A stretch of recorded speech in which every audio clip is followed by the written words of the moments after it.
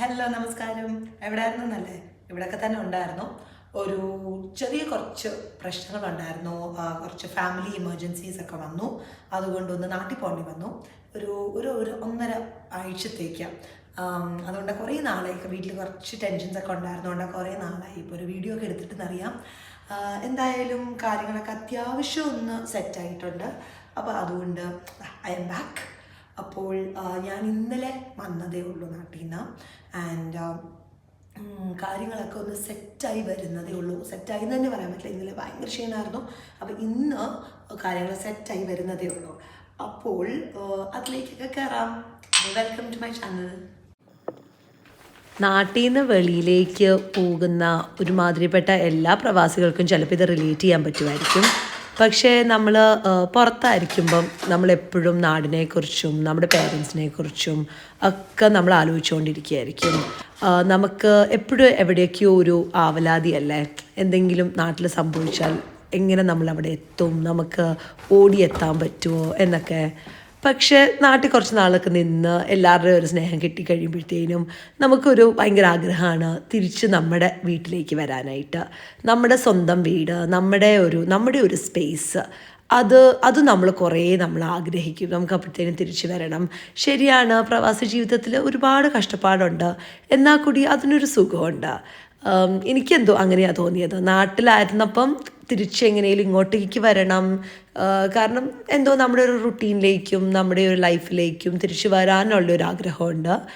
എന്നാലും ഇവിടെ ആയിരിക്കുമ്പം നാട്ടിലെ കാര്യങ്ങളൊക്കെ അതിനെക്കുറിച്ച് ഓർത്തൊരു ടെൻഷനുമാണ്. എന്തൊക്കെ പറഞ്ഞാലും നാട്ടിൽ നിന്ന് തിരിച്ചു വന്നു കഴിയുമ്പോൾ കുറച്ച് ദിവസത്തേക്ക് ഭയങ്കര ഹോം സിക്നെസ് ആട്ടോ. അത് എനിക്ക് ഏറ്റവും എഫക്റ്റീവായിട്ട് തോന്നിയിട്ടുള്ളത് തിരിച്ച് നല്ലപോലെ പഴയ റുട്ടീനിലോട്ട് കയറുക.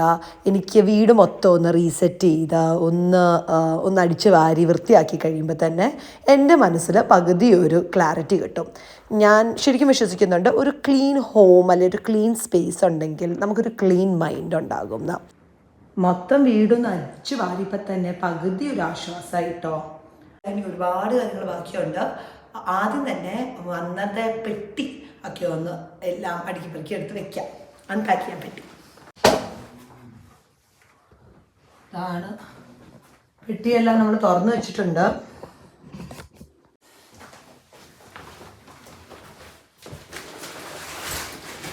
അയ്യോ, അങ്ങനെതാ പെട്ടി അൺപാക്ക് ചെയ്യാം. എൻ്റെ യാത്ര ഇതൊരു ഇമർജൻസി ട്രിപ്പ് ആയതുകൊണ്ട് ഞാനും ചെറിയ ആളും മാത്രമേ പോയുള്ളൂ. ഹസ്ബൻഡും മൂത്ത മോനും ഇവിടെ തന്നെയായിരുന്നത്. കാരണം ഞങ്ങൾ എല്ലാവരും കൂടെ പോകേണ്ട ആവശ്യം വന്നില്ല, ഞാൻ മാത്രം പോകേണ്ട ആവശ്യമേ വന്നുള്ളൂ. അപ്പോൾ അതുകൊണ്ട് തന്നെ ഭയങ്കര പെട്ടെന്നുള്ളൊരു ട്രിപ്പായിരുന്നു. ലൈക്ക് 2 ദിവസം കൊണ്ട് മൊത്തം പാക്ക് ചെയ്ത് പോവുമായിരുന്നു. ആൻഡ് ഞാനൊരു സിംഗിൾ വൺ വേ ടിക്കറ്റ് എടുത്താൽ പോയതും റിട്ടേൺ എടുത്തുമില്ല. പിന്നെ അവിടുത്തെ ഒരു സിറ്റുവേഷനൊക്കെ അനുസരിച്ചാണ് പിന്നെ ഇപ്പോൾ റിട്ടേൺ എടുത്ത് തിരിച്ചു വന്നത്. അതുകൊണ്ട് തന്നെ കാര്യമായിട്ട് ഷോപ്പിങ്ങോ സംഭവങ്ങളൊന്നും ചെയ്തിട്ടില്ലായിരുന്നു. ഈ ഒരു ഒറ്റപ്പെട്ടിയായിട്ടാണ് ഞാൻ പോയത്. കാരണം ഒരു മാക്സിമം 1 വീക്കൊക്കെ നിന്നാൽ മതി എന്ന ചിന്തയിൽ തന്നെയാണ് പോയത്. പിന്നെ നാട്ടിലോട്ട് പോകുമ്പോൾ സാധാരണ അറിയാമല്ലോ, ഇഷ്ടംപോലെ ഷോപ്പിംഗ് ചെയ്തിട്ടാണ് പോകുന്നത്. പക്ഷെ ഇത്തവണ അതൊന്നും ചെയ്തില്ല. പക്ഷെ എന്തായാലും തിരിച്ചു വന്നപ്പം നാട്ടിൽ പോയി കഴിയുമ്പോൾ എന്തെങ്കിലുമൊക്കെ നമ്മൾ മേടിച്ചു വരുമല്ലോ. അപ്പോൾ എനിക്ക് ഇഷ്ടംപോലെ വെയിറ്റ് ഉണ്ടായിരുന്നു. അപ്പോൾ അതുകൊണ്ട് തന്നെ ഒരു വീട്ടിൽ നിന്ന് പെട്ടി കൊണ്ട് എടുത്തോണ്ടായിരുന്നു. ആൻഡ് ഈ പെട്ടിക്കകത്ത് ഫുൾ ഈ പറയുന്ന ഫുഡ് ഐറ്റംസ് അതെല്ലാം വെച്ചത്. പക്ഷെ യാത്രയെല്ലാം കംപ്ലീറ്റ്ലി ഓക്കെ ആയിരുന്നു. കുഞ്ഞാണെങ്കിലും അടിപൊളിയായിട്ടിരുന്നു, ഒരു കുഴപ്പമില്ലായിരുന്നു.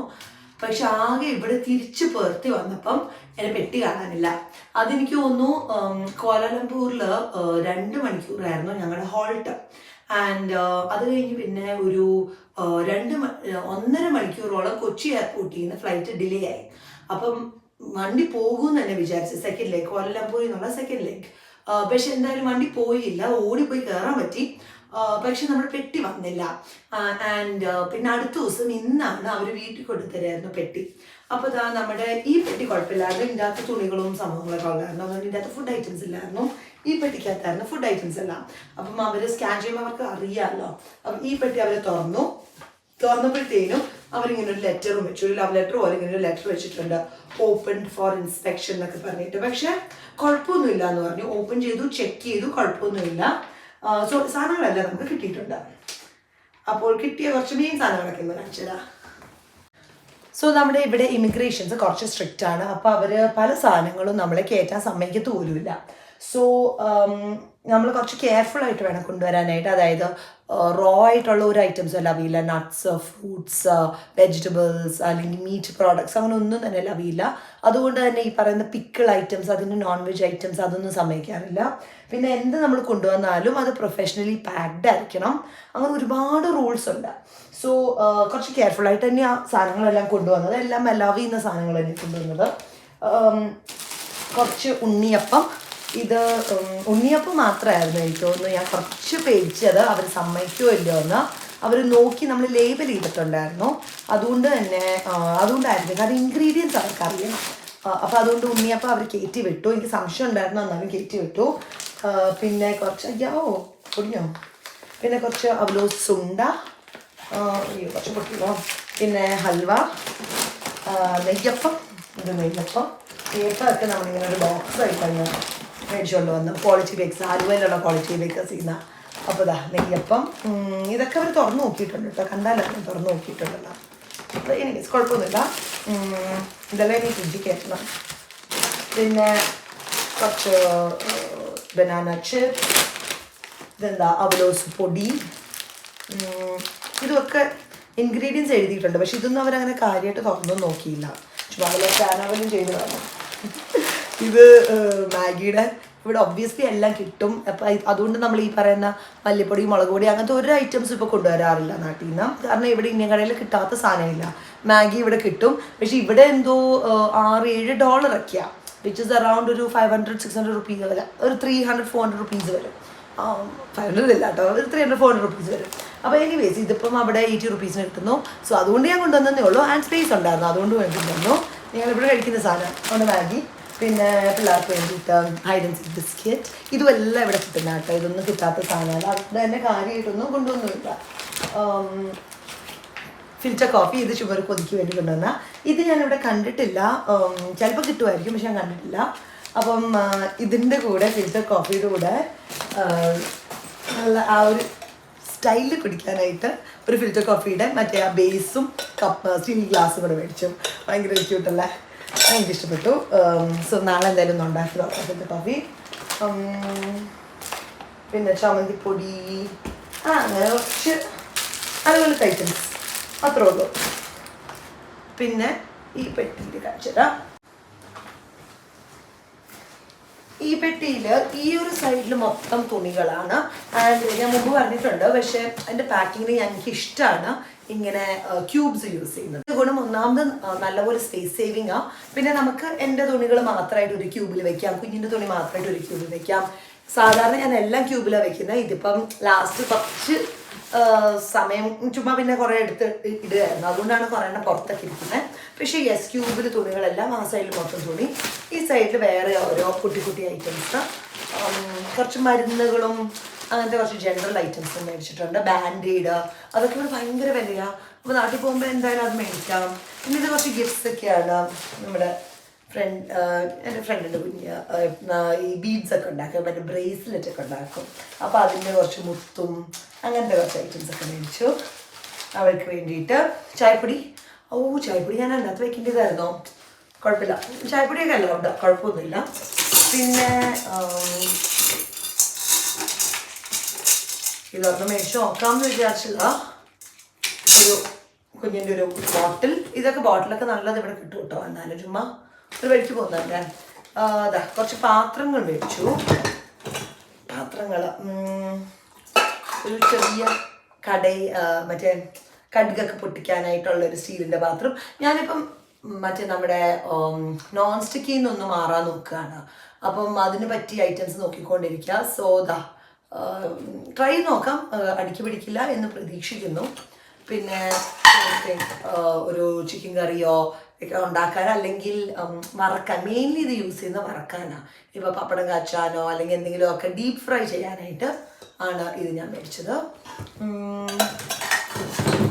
ഇതും ഞാനിപ്പം കുറേ നാളുണ്ട് വിചാരിക്കുന്നത് ഒരു സ്റ്റീലിൻ്റെ ഒരു പാൻ മേടിക്കണം എന്ന്. ഞാനിപ്പോൾ ഒരു ഹാക്ക് ഉണ്ടല്ലോ, നമ്മളിങ്ങനെ വെള്ളം ഇങ്ങനെ ഇട്ടിട്ട് കുറച്ച് എണ്ണയൊക്കെ ഇട്ട് നോക്കിയാലേ നമുക്ക് കറക്റ്റ് ചൂടറിയാൻ പറ്റും. അപ്പോൾ അത് നോൺ സ്റ്റിക്ക് ആയിട്ട് മാറും എന്നൊക്കെ. അപ്പം അതൊക്കെ ട്രൈ ചെയ്യാൻ വേണ്ടിയിട്ടാണ്. നോക്കാം. പക്ഷെ മാക്സിമം നമ്മുടെ നോൺ സ്റ്റിക്കിൽ നിന്ന് മാറാൻ നോക്കുകയാണ്. അതിന് വേണ്ടിയിട്ടാണ് സ്റ്റീൽ മേടിച്ചത്. പിന്നെ നേരത്തെ കാണിച്ച മറ്റേ ഈ ഫിൽറ്റർ കോഫിയുടെ കപ്പ്,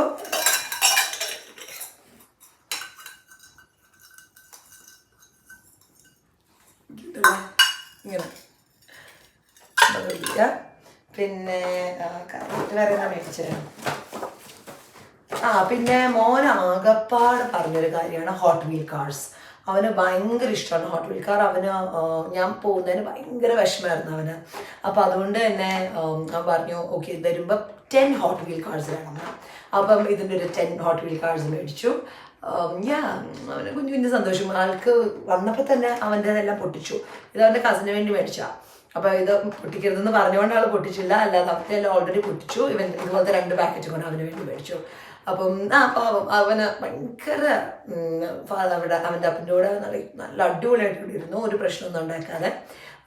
അവനാണ് എൻ്റെ അടുത്ത് ഭയങ്കര അറ്റാച്ച്ഡ്. അപ്പോൾ എനിക്ക് ഭയങ്കര വിഷമമായിരുന്നു എങ്ങനെയായിരിക്കും ഞാനില്ലാണ്ട് ഒരാഴ്ച എന്നൊക്കെ. പക്ഷെ അവൾ കംപ്ലീറ്റ്ലി ഓക്കെ ആയിരുന്നു. അപ്പോൾ അവനൊരു ചെറിയ ഗിഫ്റ്റായിട്ട് മേടിച്ചത്. പിന്നെ പിള്ളേർക്ക് വേണ്ടിയിട്ട് ഒരു കുഞ്ഞു ഗ്ലാസ് മേടിച്ചു. പിള്ളേർക്ക് വെള്ളമൊക്കെ കുടിക്കാനായിട്ട് സ്റ്റീലിൻ്റെ കുഞ്ഞ് 2 ഗ്ലാസ് മേടിച്ചു. അപ്പോൾ അത്രയൊക്കെ ഉള്ളൂ. വളരെ കുഞ്ഞു ഷോപ്പിംഗ് ആയിരുന്നു. ഞാൻ പറഞ്ഞല്ലോ വലിയൊരു ഷോപ്പിംഗ് ചെയ്യാനുള്ള മൂഡൊന്നും ഇല്ലായിരുന്നു. അതുകൊണ്ട് തന്നെ കുറച്ച് ഐറ്റംസ് മാത്രം മേടിച്ചു. അപ്പം ഇതൊക്കെ ഒന്ന് എടുത്ത് വെക്കട്ടെ. അടുത്ത ദിവസം രാവിലെ എണീറ്റതും വീണ്ടും ഒരു ഭയങ്കര ക്ലീനിങ് മൂഡിലോട്ട് കയറി. അപ്പം ഫ്ലോറൊക്കെ ഒന്ന് ഡീപ്പ് ക്ലീൻ ചെയ്യാമെന്ന് വിചാരിച്ചു. ഇത് ഞാനൊരു മാസത്തിലൊരിക്കലെങ്കിലും ചെയ്യുന്ന സംഭവമാണ്. ഫ്ലോർ മൊത്തം നന്നായിട്ടൊന്ന് സോപ്പൊക്കെ ഇട്ട് എൻ്റെ പവർ സ്ക്രബ്ബർ വെച്ച് നന്നായിട്ടൊന്ന് സ്ക്രബ് ചെയ്തെടുക്കും. കാരണം നമ്മുടെ തറയിലൊക്കെ എപ്പോഴും ഇങ്ങനെ നമ്മൾ ഷൂ ഒക്കെ ഇട്ട് നടക്കുമ്പോൾ കുറച്ചിങ്ങനെ ചെളി കുറച്ച് പറ്റി പിടിക്കാറുണ്ട്. പ്രത്യേകിച്ച് എൻ്റെ ഈ ടൈൽസ് ആണെങ്കിൽ കുറച്ചൊരു ഗ്യാപ്പുള്ള ടൈൽസാണ്. സോ അതിൻ്റെ അകത്ത് കുറച്ച് എക്സ്ട്രാ പറ്റി പിടിക്കും. സോ ഇങ്ങനെ ഒന്ന് സ്ക്രബ് ചെയ്ത് കൊടുക്കുകയാണെങ്കിൽ കുറച്ചുകൂടെ എളുപ്പത്തിൽ അത് പോവുകയും ചെയ്യും ആൻഡ് കുറച്ചുകൂടി ക്ലീനായിട്ടിരിക്കുകയും ചെയ്യും. അപ്പം സ്ക്രബിങ് എല്ലാം കഴിയുന്നു. പിന്നെ ഞാൻ പറഞ്ഞല്ലോ ഈ ക്ലീനിങ് ചെയ്യുമ്പോൾ എനിക്ക് ഭയങ്കര ഒരു സ്ട്രെസ് റിലീവിങ്ങും ഒക്കെയാണ്. അപ്പം ശരിക്കും വീട് മൊത്തം ഒന്ന് വൃത്തിയാക്കി ക്ലീൻ ചെയ്ത് കഴിഞ്ഞാൽ തന്നെ എൻ്റെ ഒരു പകുതി ആശ്വാസമായ ഒരു ഫീലിംഗാണ് എനിക്ക്. നമ്മൾ എല്ലാവരും തന്നെ ഗസ്റ്റൊക്കെ വരുമ്പം വീട് മൊത്തം ഓടിപ്പിടിച്ച് വൃത്തിയാക്കാറുണ്ടല്ലോ. പക്ഷെ ചില സമയത്ത് ഗസ്റ്റിന് വേണ്ടി മാത്രമല്ല, നമുക്ക് വേണ്ടിയും കൂടെ നമ്മൾ വീട് വൃത്തിയാക്കണം. നമ്മളുടെ താമസിക്കുന്ന സ്ഥലമല്ലേ, അപ്പം നമ്മളല്ലാതെ വേറെ ആരാണത് ക്ലീനാക്കി വെക്കുക? അതിൽ നാണക്കേടോ മോശമോ ഒന്നുമില്ല. നമ്മളുടെ സ്ഥലം വൃത്തിയാക്കി വെക്കുക എന്നുള്ളത് നമ്മുടെ ഓരോരുത്തരുടെയും റെസ്പോൺസിബിലിറ്റിയാണ്. അത് ആണുങ്ങളോ പെണ്ണുങ്ങളോ എന്നൊന്നും വ്യത്യാസമില്ല. ആരവിടെ താമസിക്കുന്നോ അവരുടെ ഒരു റെസ്പോൺസിബിലിറ്റിയാണ്.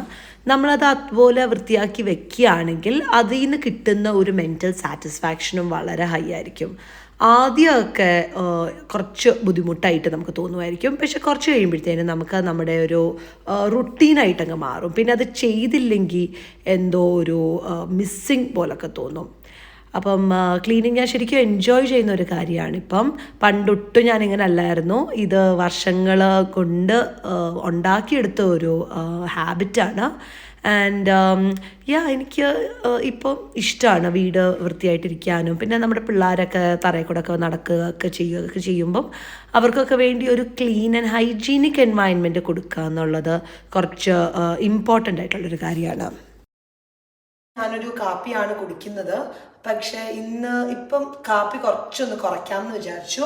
സോ ഒരു പുതിയ പരിപാടി തുടങ്ങിയിട്ടുണ്ട്. നമ്മളൊരു പുതിയ ജ്യൂസർ മേടിച്ചു. അപ്പോൾ ഇത് വെച്ചിട്ട് ഒരു ജ്യൂസ് അടിക്കാം.